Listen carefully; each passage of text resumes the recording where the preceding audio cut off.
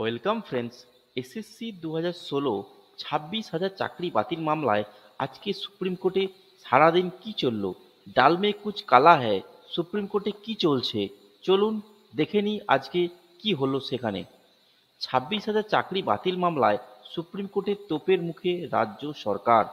একাধিক প্রশ্নে একাধিক প্রেক্ষিতে প্রধান বিচারপতি সঞ্জয় খান্না ও বিচারপতি সঞ্জয় কুমারের ডিভিশন বেঞ্চে ভর্ৎসনার মুখে পড়ে রাজ্য সরকার।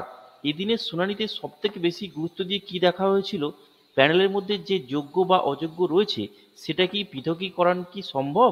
এই প্রশ্নের উত্তর খোঁজার সময়ই প্রধান বিচারপতি তাৎপর্যপূর্ণ মন্তব্য করেছেন, ডাল মে কুচ কালা হে ইয়া সব কুছ কালা হ্যায়।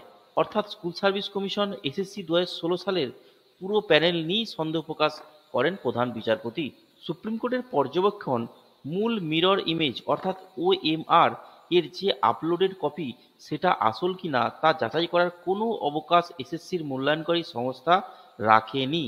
কোনো আসল ওএমআর শিট নেই। সেই প্রেক্ষিতে প্রধান বিচারপতি সন্দেহ প্রকাশ করেন, 2016 প্যানেলের কিছু ক্ষেত্রে গরমিল রয়েছে নাকি পুরো প্যানেলটাই গরমিল রয়েছে। মধ্যশিক্ষা পর্ষদের আইনজীবী দাবি করেছেন, এখন তারা চাকরির থেকেও বেশি চিন্তিত বাংলার শিক্ষা ব্যবস্থা নিয়ে। কারণ এত লোকের চাকরি একসঙ্গে চলে গেলে শিক্ষা পরিকাঠামো ভেঙে পড়বে।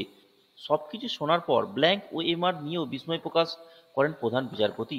সন্দেহ প্রকাশ করে বলেন, সাদা ব্ল্যাঙ্ক ওএমআর পাওয়া গিয়েছে, তাহলে কি ওএমআর সিটে পরিবর্তন হয়ে গিয়েছে। ফ্রেন্ডস, আজকে এটুকুই। ভালো থাকুন, সুস্থ থাকুন, ধন্যবাদ।